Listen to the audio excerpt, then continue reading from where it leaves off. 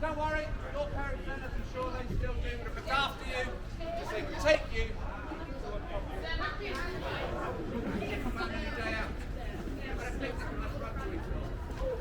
Yeoman Warders tour. This is a tour actually. They bring people around one. Ne? The timing is here. There, we hate that last phrase before going wild with excitement. God save the king! God save the king! Right, there are some Americans there, aren't there? Remember, dates from 1220, it's 50 feet high. The outer one behind you dates from 1280, and in places 28 feet thick. Down there's Mint Street, so that's where all coins of the British Empire were designed and produced until the year 1810.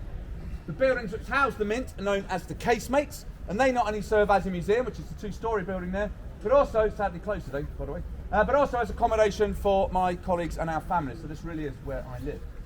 The two-storey building's got an interesting past. It used to be the home of the Master of the Mint. The Master of the Mint between 1697 and 1727 was a very famous man indeed. His name, Sir Isaac Newton. Isaac Newton lived right there. Americans, that's where we, the English, invented gravity. Just over there, you've got a tall skinny archway. It's called the Sally Port or Royal Entrance, beyond which was a small drawbridge leading out to a set of stairs known as the Queen's Stairs. And these directly access the River Thames. Rather than negotiate the dark, dirty, dangerous streets of London, royalty and nobility would travel in their impressive barges down the Thames, tie up alongside the stairs and gain access through those gates, which are original, and they date back more than 700 years. Can I just borrow you for a second? Do you mind holding my hand? Oh no, I don't mind at all. There we go. Thought you might not. Thank you very much. Now, it was at those very gates there that King Henry VIII so lovingly greeted his second wife, Anne Boleyn, on the eve of her coronation in 1533. He met her just there. He took her by the tiny little hand, which did not have a nightclub stamp on it. She's from Michigan.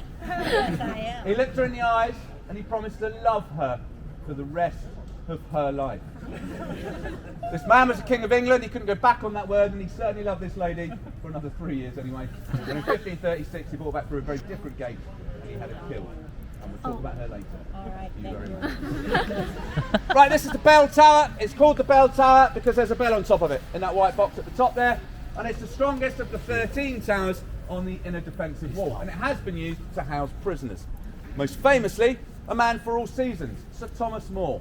Lord Chancellor of England, he spent the last 15 months of his life in the lower chamber just above my head here for refusing to accept King Henry VIII as supreme head of the church in England. At the same time, and for the very same reason, his good friend John Fisher, the Bishop of Rochester, languished in the upper chamber at the very top there. Both of these men were to suffer terribly, but they could not be persuaded to abandon their Roman Catholic beliefs. Until finally, in the summer of 1535, Henry VIII had had enough of the pair of them. They were led out through the gates we just walked through, marched to the top of the hill there, where they were both publicly beheaded as traitors. Thomas More's last words, "I am the king's good servant, but I'm God's first." 400 years later, in 1935, Pope Pius XI beatified both those men as saints of the Roman Catholic Church.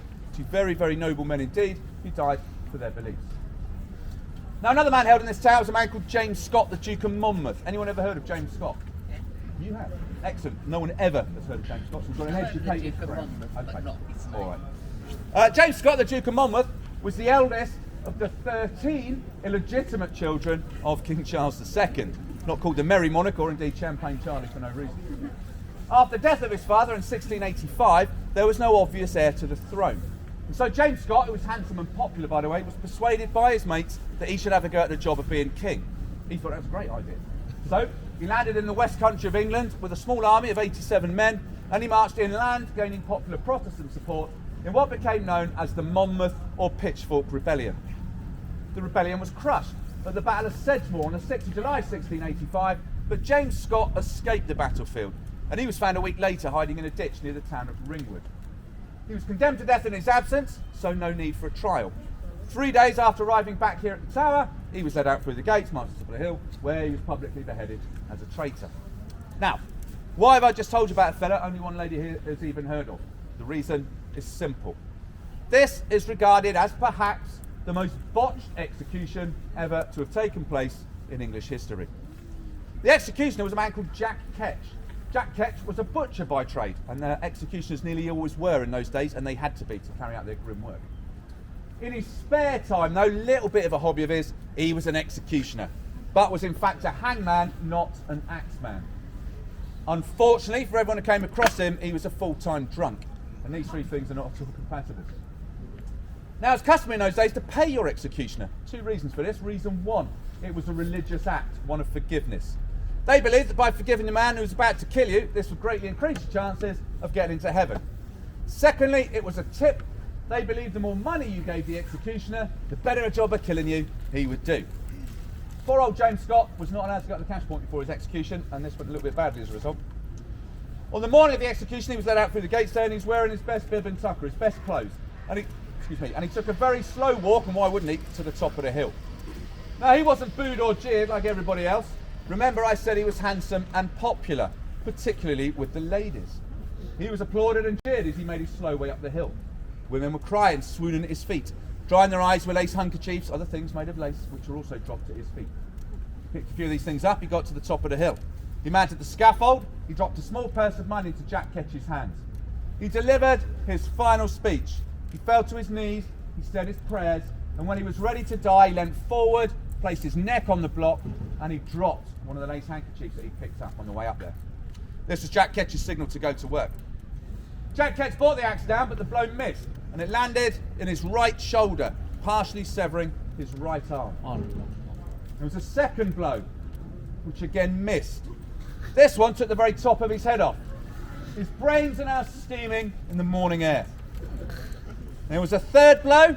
Anyone guess what happened? It missed. This one landed between his shoulder blades.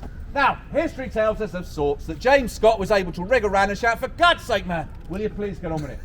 Jack Ketch threw the axe down and refused to carry on. He probably had a little nip of his hip flask. He tried to get off the scaffold. The crowd surged forward.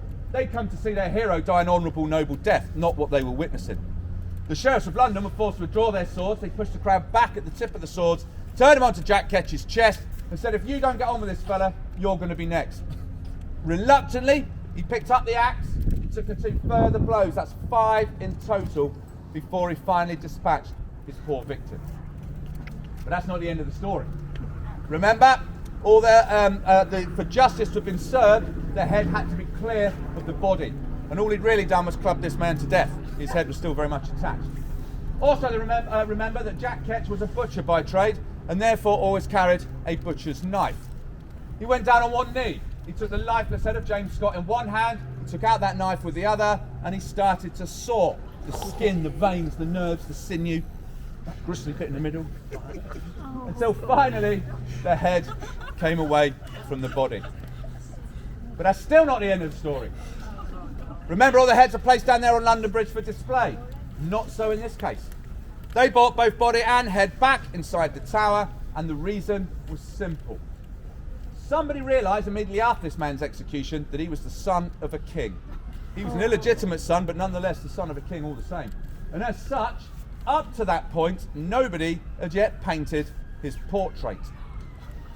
So, they brought both his body and his head back inside the tower and sewed them back together. They put a few homeward banders around his neck, they put a ruff around it to disguise the fact, sat him down in a chair, put a hat on top of his head to disguise the fact that bit was missing, and they knocked up a quick portrait. That took him 24 hours to complete.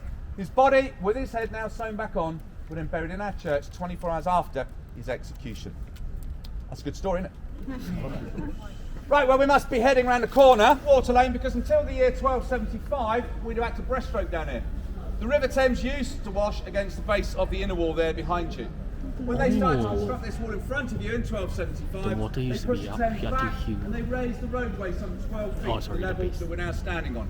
A remarkable feat of engineering, I think, 800 years ago. Another remarkable feat of engineering all that time ago is this archway and gate in front of you. It's called Traitorscape, and it was built on the orders of King Edward I because he didn't want to travel through the streets of London with all us peasants. He decided to use the River Thames as a highway, and so at high tide he could pass through those gates, land safely at these stairs. Therefore, this gate was originally known as the Water Gate. Yeah, we had that first as well. Having made a hole in the outer defensive wall of the mightiest fortress in the land, he realised he'd weakened its defences, and so he commanded this tower be built above the gate to defend it. Named in honour of a former consul of the Tower, St Thomas of Becket, Archbishop of Canterbury, and he was murdered in Canterbury Cathedral on the 29th of December 1170. That was on the orders of Edward's great-grandfather, King Henry II. Now, I just said it was originally called the Watergate, so why do we call it Traitorscape? Well, the name change occurred during the Tudor period, and this was due to the large number of alleged traitors who passed through there on their way to somewhere a little bit more unpleasant. Among them, no less than 3 Queens of England. Queen Anne Boleyn, not listening. Anne Boleyn, King Henry VIII's second wife, his 5th wife, the 19-year-old Queen Catherine Howard, and Lady Jane Grey, the 16-year-old uncrowned queen of this country for only 9 days. And we'll talk about those ladies later. Behind you there is the Wakefield Tower, named after King Edward III's clerk. The crown jewels used to be kept in that room just up there until 1967, and it was also the scene of a murder. King Henry VI was stabbed to death in the back while at prayer in there on the 21st of May 1471, and that was on the orders of Richard III and his brother King Edward IV. Behind you, and right behind you rather, is the infamous or world famous Bloody Tower. Now, it wasn't always called the Bloody Tower. It used to be called the Garden Tower because it overlooked a garden, but that's a little bit boring. No one's come here for fauna and flora. Death and destruction a bit more up our street, aren't they? So Shakespeare renamed it the Tower of Blood, and this was to commemorate the many tragedies that have taken place inside that building. These have been numerous, but arguably the most tragic of all those events was the alleged murders of the 2 boy princes in the summer of 1483. The 12-year-old uncrowned King Edward V and his 9-year-old brother Richard the Duke of York were brought here by their uncle, Richard the Duke of Gloucester. He was an underground car parking attendant from Leicester. Thank you, sir. The future King Richard III. And he brought the boys here to prepare for the coronation of the eldest one. But, by an act of Parliament, he had them both declared bastards. And he had them locked up there on the top floor, and sightings of them playing in the grounds here in the tower became less and less frequent until they disappeared altogether. Now, Sir Thomas More, writing over 50 years after these events, and William Shakespeare more than 100 years later, they both write and tell us that the boys were murdered up there either by suffocation with a pillow or by stabbing with a dagger. Doesn't matter, they're dead. They go on to say the little bodies were then bundled down towards the basement of the Wakefield Tower here, where they were concealed beneath a pile of rubble. Finally, those 2 great authors tell us that the following day, a priest secretly took them away and buried them beneath the steps on the south side of the White Tower, where they remained undisturbed for 191 years. Until in 1674, workmen discovered a chest containing the remains of 2 children. Experts of the day, now experts in 1674 obviously did not have the benefit of all the DNA and science that we've got now. So experts of the day declared that they were indeed the bodies of the 2 boy princes. So on the orders of King Charles II, they were placed into an urn designed by the great architect Sir Christopher Wren. They were placed into Innocents' Corner, named in their honour, in Westminster Abbey, where they still remain to this very day. A very sad story indeed, and it's possibly true, but nobody really knows for sure what happened to those 2 little boys. Very, very sad. Right, we need to part the ways for me, please. Someone in the Bible, if I said that. We're going to go up those stairs there and talk about some more dead people.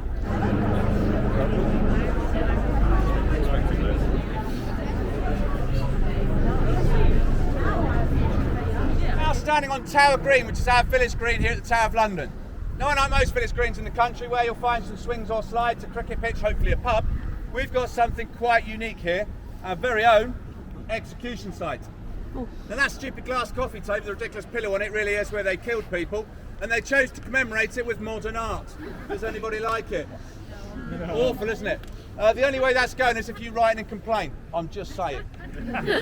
Now that's not to be confused though with the public scaffold I spoke about earlier up there on Tower Hill. It was a privilege to die here inside the tower, and therefore only 6 people lost their lives there, 3 of them were Queens of England. Before I talk about them though, I'll describe some of the buildings that surround us here on Tower Green. Now everything you've seen so far was designed and built to defend that. That black information kiosk means the world to us. We can get in there when it's raining, we love it. Excuse me. That's the White Tower. That's the one you couldn't see earlier because it was behind all the buildings. Now remember, William the Conqueror had that built. Work started in the year 1078. He instructed a man called Gundulf of Beck. Gundulf, not Gandalf, kids. This man was certainly not a wizard. He was an architect, he was the Bishop of Rochester. And it took him 20 years to knock that up. therefore finished in the year 1098, almost 1,000 years ago. It's 92 feet tall and the walls are 15 feet thick at the bottom, tapering to 11 feet thick at the top. On top of the turrets you can see on each corner there are crowns in gold leaf, beneath which are weather vanes, and these bear the royal standard. This denotes that this is still a royal palace. This is still a royal palace to this day, although no longer a royal residence. If you were inside Buckingham Palace right now, you'd be inside no more of a royal palace than the one you're currently standing in. And that's a very, very important thing to remember. All of our kings and queens lived in that building for nearly 600 years. The last monarch to do so was King James I of England. We got any jocks here? Any Scots people? No. Well, he was also, yes? Well, he was also King James VI of Scotland. It was the same fella. He left here in 1603. The royal family lived up there on the top floor, and there are 3 floors below it, one of which is partly below ground. Now remember earlier I said the River Thames was a lot closer to that building in those days. That made it damp, dark and cold down there, and that made it the perfect place to keep Dead bodies. what? Prisoners. Now I asked that question a few months ago. This is absolutely true, by the way. And a young man shouted out cheese and other dairy products in response to that question. That's absolutely true, word for word. He clearly had something else on his mind. He was definitely hungry. But he was also quite close to the truth, and someone did indeed say it over here, because it was for stores and provisions. It was a wine cellar. Now, the very first man held prisoner here at the Tower was in the year 1100, just 2 years after that building was completed. Now, in the year 1100, not a single thing that you can see, none of this existed. It was just that tower stood in a field surrounded by a big ditch. This man's name was Rudolf Flambard. Rudolf Flambard was a Frenchman, and he was also the Bishop of Durham. And someone somewhere thought, what a great idea, we'll lock a French bishop in a wine cellar. Are you okay? So one of my colleagues has been seen. Well, what a decision that turned out to be. It took him a few months, but he slowly made his way through that cellar. He got himself and us, his guards, very drunk, and he escaped. It wasn't a good start. The very first man held prisoner here was its very first escapee. Not the last, though. 33 people have escaped from here. It might surprise you to learn. Now, some of you have already seen, everyone look at the bridge, because no one's going to listen to me as soon as they see the bridge up. So take your pictures, and I'll crack on. You don't always see these on. What? Like the bridge is up. Do you see the bridge up? No, it's just some sand right over there. You see that the bridge is up? Yeah. Take a picture where the person said, Yeah, okay. let's get into there. Right, everyone done that? Tower Bridge is open. Everyone happy? You don't always see that. But you're absolutely right about the torture. It was then used as a dungeon torture chamber. Now, the very first man tortured down there was a fellow called Guy Fawkes. Now, those unfamiliar with who Guy Fawkes was, he was part of a gang of lads who tried to blow up the House of Parliament in November of 1605 with 36 barrels of gunpowder. Some of them were killed, some were captured, but Guy Fawkes was brought here to the Tower and he was asked a few searching questions, which he refused to answer. So, they took him down into the basement there, stuck him on a rack for 3 days. He was then singing like a canary. And he was executed in January the following year, 1606, in Old Palace Yard, which is just outside where the House of Parliament now stands. Please go inside that building. That's the Tower of London. That's the one you've paid all this money to go and see. And the amount of people that give it a miss is remarkable. It really, really is. Please go in there. There's all sorts of wonders. Henry VIII's suit of armour with a massive codpiece. Lots of guns, knives, swords, bows and arrows. There's something for everybody inside that building. So please get yourselves in there. The entrance is just around the other side there. Moving this way, you've got the entrance to the bloody tower, and to its right, there's that rather splendid black and white L-shaped building. That's called the Queen's House. Now, it's called the Queen's House because it's the Queen's house. Remember, this is a royal palace. That's her residence inside this royal palace. Now, she doesn't live there, she never has and she never will. But it is occupied by her representative here at the Tower, the Constable of the Tower of London, General the Lord Nicholas Horton. He does live in there on behalf, or with his family, on behalf of Her Majesty the Queen. The house dates from 1533, and it is the only surviving original timber frame Tudor building anywhere in London. All the others got destroyed during the Great Fire of 1666, which of course could not cross our moat, and so that building survives. Being the residence of such a high-ranking man, it's often been used to house notable personalities. Queen Catherine Howard spent her final days in there before her execution in 1542. Anyone from Pennsylvania? No? Well, William Penn, the inventor of Pennsylvania, he spent 8 months in that house.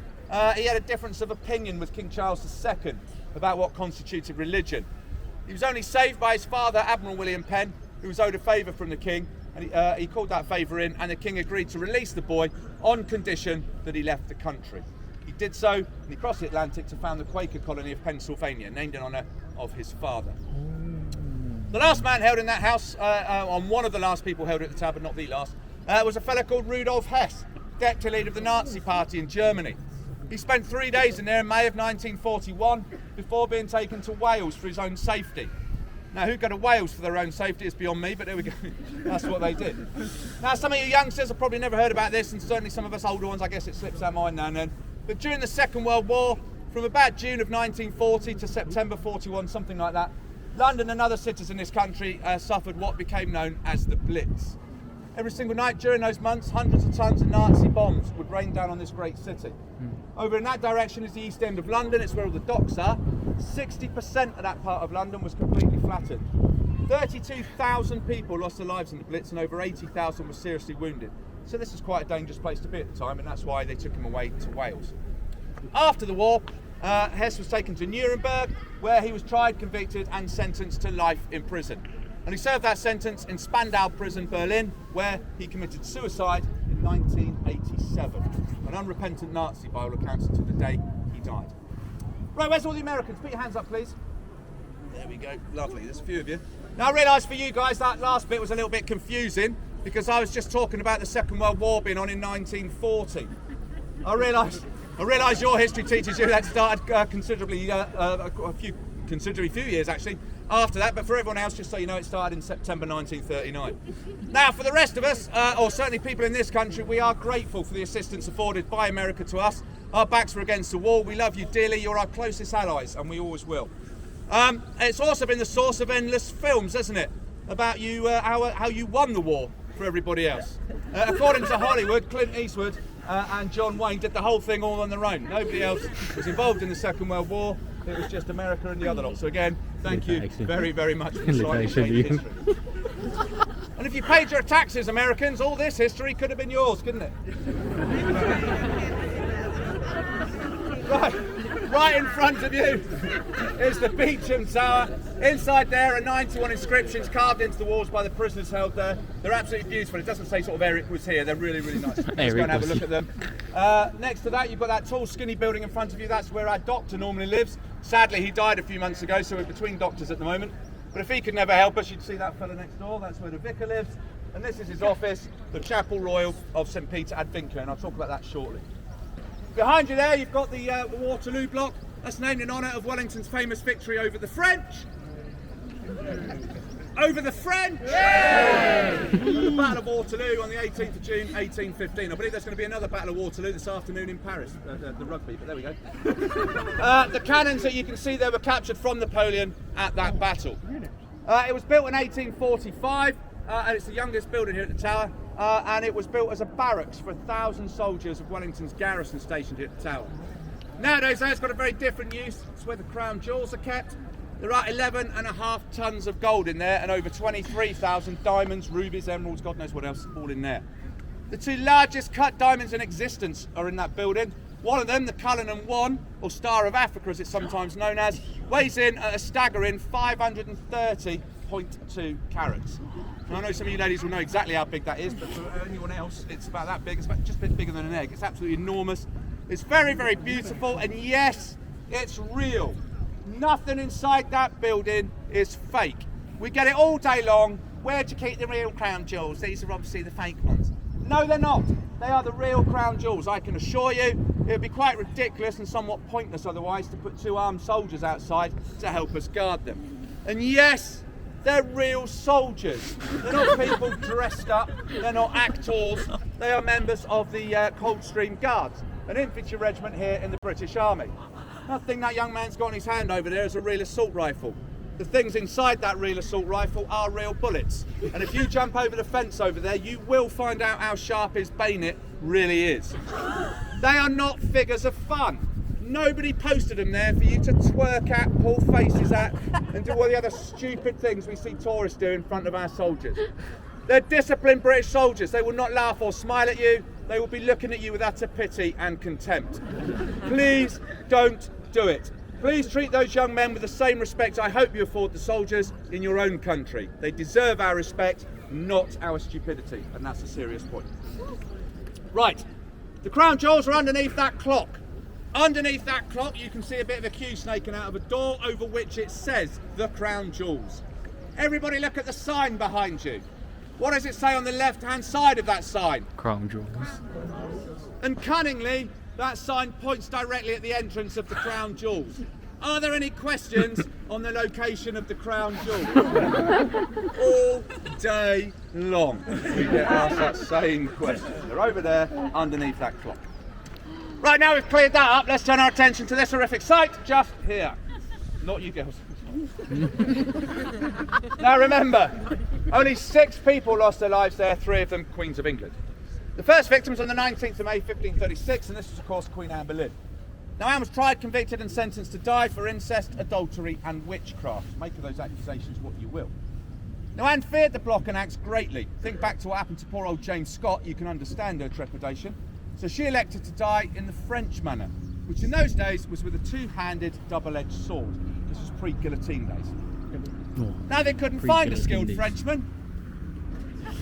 Probably still looking, aren't they? Is there any French people here? Maybe I should have asked that first.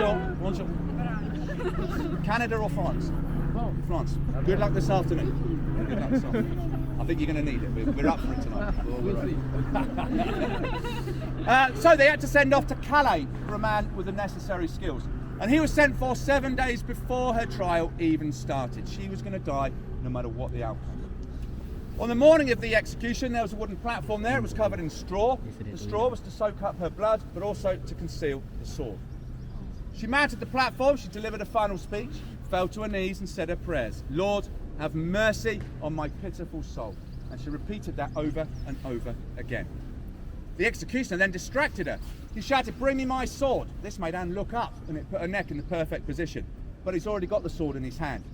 And he used it to such devastating effect that when he held up the head of the assembled crowd, there was a huge gasp. Sorry. I'm doing my best. There was a huge gasp. The reason for the huge gasp was so quick and efficient had this man been, the head hadn't realised it had been separated from the body. Historic records tell us that for about 14 seconds after it's removed, her eyes continued to look around the crowd and her lips carried on moving in prayer. That's quite honking, I think we'll all agree. Both body and head are buried over there in the church. 5 years later, it's the turn of a lady called Margaret Pohl. She was the Countess of Salisbury, last of the Plantagenet princesses. Now, poor old Margaret hadn't done anything wrong. Neither was she afforded the luxury of a trial. Unfortunately for Margaret Pohl, her son was a Roman Catholic cardinal, Cardinal Reginald Pohl, and he was safely in Rome preaching against King Henry VIII. Henry couldn't do a thing about it, so he decided to kill the bloke's mum instead. That'll teach him. On the morning of the execution, she was brought out here, but she refused to place her neck down on the block. She said, "That's for traitors, I am not such." She stood up and she ran off down towards the bloody tower there. But she's 67 years old. She's not so light on her feet. Unlike the executioner and his assistant, who were young lads, they chased after her. The assistant held her down, and 13 blows of the executioner's axe later, she stopped wriggling around. Parts of her over there in the church. The following year, 1542, there was a very unusual event in front of you, and it was unusual for 3 reasons. Reason 1, it was a double event, 2 for the price of 1. One person executed immediately after the other. Very, very unusual indeed. Reason 2, both of those victims were women, and that was very, very unusual. And reason 3, one of the women was a Queen of England, and this had only ever happened once before. And this, as I said, was the 19-year-old 5th wife of King Henry VIII, Queen Catherine Howard. Pardon me. Now, Catherine was executed for her associations with other men, both before and during her marriage to the king. But it was an alleged affair with a man called Thomas Culpeper, which was to be her undoing. The Spanish ambassador of the day, who weirdly used to go around watching all these executions, but he left us nice notes about them, he writes and tells us that her last words to the executioner were, "I die the Queen of England, but would rather die the wife of the only man I ever loved, Thomas Culpeper." Isn't that a lovely story? Really, really romantic, I think you'll agree. Thomas Culpeper, however, would certainly not agree with you. He was stood roughly where you are right now. He was like this. Shut up! He was immediately arrested. He was taken away, and 2 months later he was hanged, drawn and quartered at Tyburn, which is where Marble Arch now stands at the western end of Oxford Street. So that's how much she loved it. They took the straw away. It was covered in her blood. They wiped the blade clean, and they brought out the next victim. The next victim was her lady-in-waiting, a lady called Jane Boleyn, the Viscountess of Rochford. Now Boleyn, there's a familiar sounding name, isn't it? Now remember, Anne Boleyn lost her life, amongst other things, for incest, and in her case that kind of involved her brother George. George was married to Jane, so she was therefore Anne Boleyn's sister-in-law. Now Jane lost her life for a very simple, possibly sad reason, and that was that despite being a gossip at court, she'd neglected to tell the king about his wife's alleged affairs. And so she paid for that with her life. And both ladies are also buried over there in the church. 12 years passed now before the next queen lost her life here, and this was the sad, tragic and innocent Lady Jane Grey. She was 16 years of age and the uncrowned queen of this country for only 9 days. After the death of her cousin, King Edward VI, who was also 16, she was woken from her bed to the west of London, out of a place called Sion House, right out of the city there, by ambitious relatives. They brought her here to the Tower, sat her down in the White Tower behind you and told her, you're now the Queen of England. But she didn't want to be the Queen. She realised, as did most people in the country, that the rightful Queen was a lady called Mary Tudor, or Bloody Mary as she became known, Henry VIII's eldest child. Mary got into London with a small army, and she persuaded the Privy Council that she was the rightful Queen. They agreed. They allowed her to come here to the Tower with their army, and they had Lady Jane Grey arrested, along with her 19-year-old husband, Lord Guildford Dudley. They were both taken to the City of London's Guildhall, just about half a mile in that direction, where they were both tried for treason and sentenced to die. Jane was sentenced to be beheaded or burnt at the stake at the Queen's pleasure. They were both brought back here to the Tower, Guildford Dudley locked in the Beacham Tower in front of you, and his young wife in that second house down there that's covered in scaffolding at the moment, number 5, Tower Green. And despite their close proximity, they were never to see each other again. 9 months later, she's looking out the windows there when she saw her young husband dragged from that tower on his way up the hill for his execution. An hour later, she was still looking out the windows when she saw his headless corpse brought back up the stairs we just walked up for burial inside the church there. If that's not anguish enough for a 16-year-old girl, she must have seen the carpenters knocking up the scaffold for her own execution on the same day, right there, the 12th of February 1554. And of course she's also buried over there in the church. Now I think that's one of the darkest days in the Tower of London's history. Everybody comes here and bangs on about Queen Anne Boleyn. Where was Anne Boleyn executed? Where's Anne Boleyn buried? Anne Boleyn, Anne Boleyn, Anne Boleyn, Anne Boleyn, Anne Boleyn, Anne Boleyn.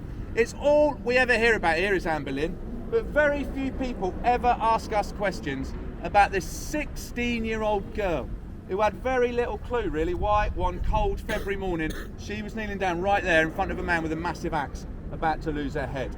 She died very, very bravely and very nobly, and I would urge everybody to read up a little bit about Lady Jane Grey. She's a remarkable young lady. Never mind Anne Boleyn. Anne Boleyn knew exactly what she was getting herself into. Everyone happy?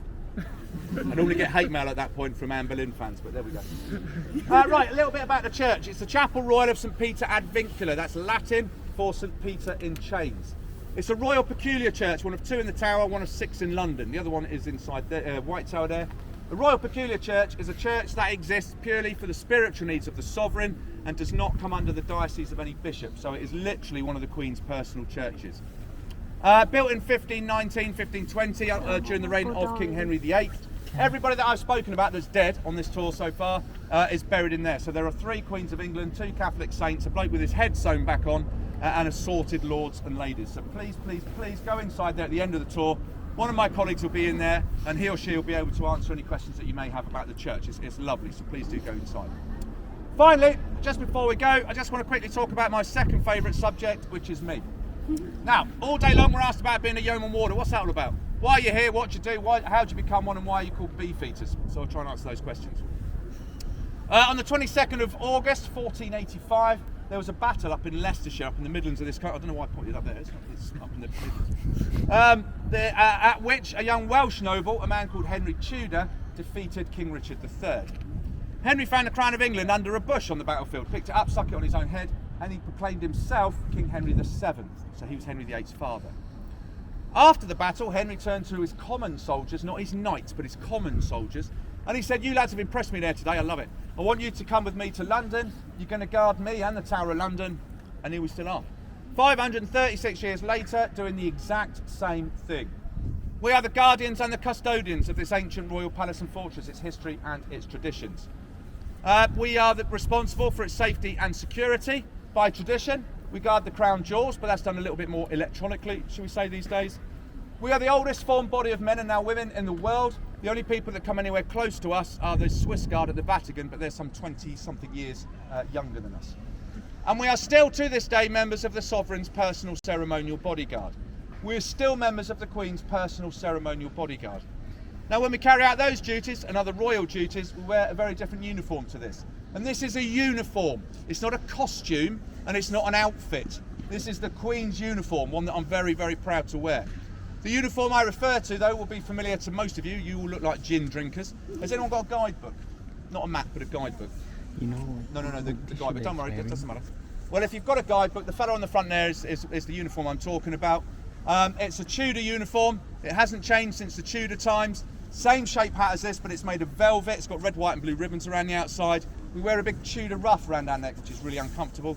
A very heavy gold and scarlet tunic, which comes to just below our knees, or just above our knees, I'm sorry.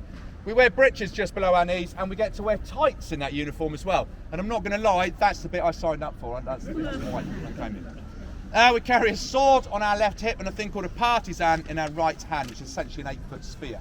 And these are the traditional weapons used to defend the sovereign. The whole thing, head to toe, costs £15,000. The reason for that expense is that they're all tailor-made individually for us, and all the gold that you see on there is real gold thread. So they're very, very uncomfortable, they're very expensive, but they look good, and that's all that matters at the end of the day. So that's why I love it all day long when you guys call us tour guides. We're still members of the Queen's personal ceremonial bodyguard. There are 33 of us, that's it, in the world, and this is where we live. We all have to live here, so every Yeoman Warder lives here at the Tower. We live here with our families who don't have to live here, but of course it's nice to live with your families. So we live here with our families, and it's a job for life, or so we thought, but that's another story. It's a job for life, so we normally retire at about 65 to 67, something in that order, when we go off and die somewhere else in a little bit of peace. We're not monks, we're allowed out. We have an awesome social life. A really, really good social life. Some of these stores are horrendous sometimes. We have a really good social life.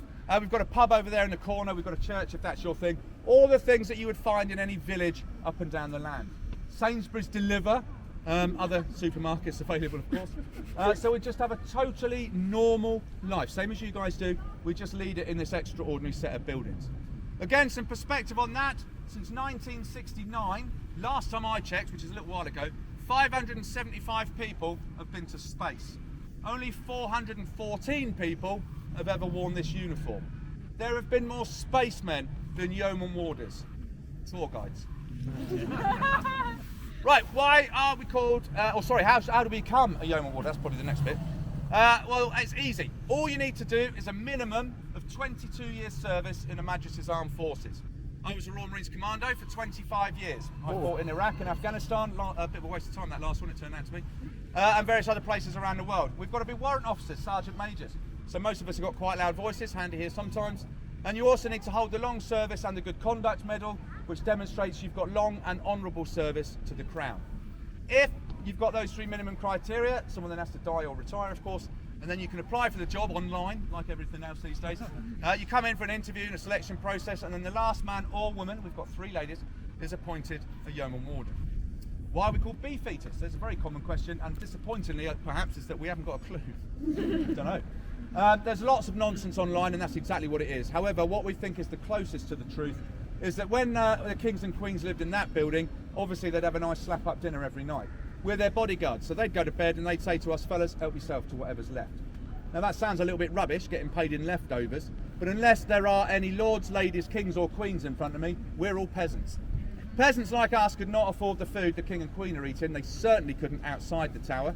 So we think people outside looked in on us with disdain. I think it's derogatory in its origin. And they would have said something like, look at them not in there eating beef with the king. Somewhere in that story lies the truth, but we really, really don't know for sure. Right, lastly, I just want to say I didn't make any of that stuff up. All of that stuff and an awful lot more happened here in the tower. There's 1,000 years of history. I can't possibly know 1,000 years of history, but it all certainly did happen here. I think this is the greatest country in the world. I love this country. I've fought for it on a number of occasions. And it seems quite the thing in these days on social media and in the media to somehow make us all feel ashamed of being British and our history. Our history is amazing. And if you are British, I hope that that has encouraged you a little bit to go and find out a little bit more about your history, because that's exactly what I've just been talking about, and it's certainly nothing to be ashamed of. We learn from history, and that's the important thing. If you are a visitor to these islands, not allowed to say foreigner, not very PC apparently, but if you're a visitor to these islands, I hope again that that has encouraged you to find out a little bit more about this remarkable little country in the North Atlantic. If I've insulted you at all, and I'm looking at you, if I've insulted you at all during the tour, it's certainly not been my intention. I can only apologise. If you want to write in and complain, my name's Jack Ketch. If you've enjoyed my tour, fantastic. My name's Andy Merry. It's been my absolute pleasure talking to you for the last 55 minutes now. The sun is shining. Everything's good in the world, not in the world, but certainly here, everything's lovely. The crown jewels are over there. Enjoy the rest of your time. Thank you very, very much. Thank you.